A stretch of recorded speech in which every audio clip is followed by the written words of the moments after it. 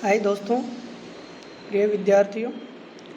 इस वीडियो में हम चर्चा करेंगे 6ठी सदी ईसा पूर्व में भारत में जो धर्म और समाज सुधार को लेकर जो आंदोलन हुए, विशेषकर धार्मिक क्षेत्र में,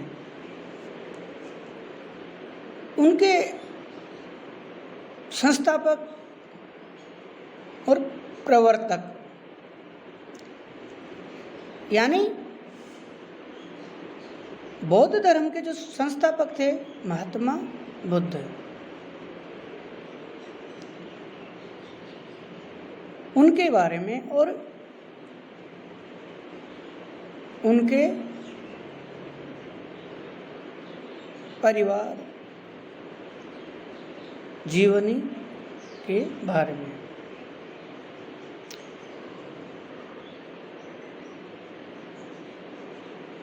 महात्मा बुद्ध के बचपन का नाम सिद्धार्थ था और उनका जन्म कपिलवस्तु के राजा शुद्धोदन के घर में हुआ था, वैशाख मास की पूर्णिमा को। उनके जन्म के 7 दिन बाद ही उनकी माता का देहांत हो गया और उनका पालन पोषण लालन पालन उनकी माता और मौसी प्रजापति गौतमी ने किया। बुद्ध बचपन से ही चिंतनशील थे, विचार करते रहते थे, सोचते रहते थे। उनकी इन्हीं चिंतनशील प्रवृत्ति को देखकर उनके पिता शुद्धोदन को चिंता हुई कि मेरा इकलौता पुत्र है और इसकी सांसारिकता में राजकीय सुख वैभव इसमें कोई विशेष रुचि नहीं है।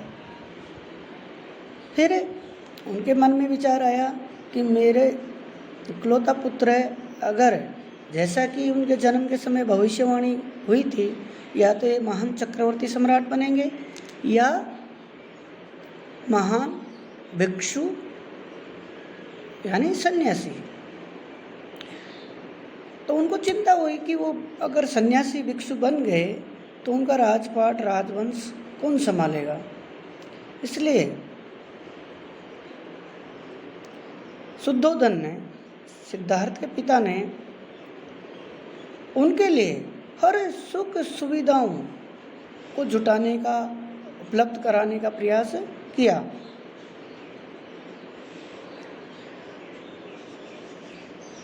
और युवा होने पर सिद्धार्थ का विवाह एक अत्यंत सुंदर राजकुमारी यशोदा, जिसे यशोधरा के नाम से भी जाना जाता है, के साथ विवाह संपन्न किया। और उनके लिए सुख सुविधाओं के लिए शुद्धोदन ने 3 प्रकार के महल, जो मौसम के अनुकूल थे, बनवाए। अर्थात सर्दी के अनुकूल, वर्षा के अनुकूल और गर्मी के अनुकूल राजप्रसादों का निर्माण किया, ताकि सिद्धार्थ का मन सांसारिकता में लगा रहे। लेकिन सिद्धार्थ का मन इन सांसारिक सुखों सुविधाओं में नहीं लगा, वो निरंतर चिंतनशील बने रहे। उनके सांसारिक जीवन में रहते हुए, गृहस्थ जीवन में रहते हुए, राहुल नामक पुत्र का जन्म हुआ। राहुल का जो शब्द का अर्थ बौद्ध साहित्य में बताया गया बंधन। लेकिन पुत्र बंधन भी उनको नहीं रोक पाया, चिंतनशील प्रवृत्ति को। वो लगातार संसार के, सृष्टि के बारे में सोचते रहते थे, विचार करते रहते थे। इसके बाद बुद्ध को 4 घटनाओं ने विशेष प्रभावित किया। या यूँ कहें कि अनुभव कह सकते हैं। बुद्ध ने एक बुजुर्ग को देखा, जो वृद्ध व्यक्ति लकड़ी लेकर बड़ी मुश्किल से जीर्ण शीर्ण अवस्था में जा रहे थे। तो बुद्ध को एहसास हुआ बुढ़ापा भी दुख है। उन्होंने रोगी व्यक्ति को देखा। आप जानते हैं रोगी व्यक्ति भी रुग्ण अवस्था में व्याकुल रहता है। चाहे कितने भी सुख हों, लेकिन शरीर सुखी नहीं है तो मनुष्य का मन किसी सुख सुविधाओं में नहीं लगता। तीसरी बार उन्होंने एक मृत व्यक्ति को शमशान अंतिम यात्रा ले जाते हुए देखा। आप जानते हैं दोस्तों,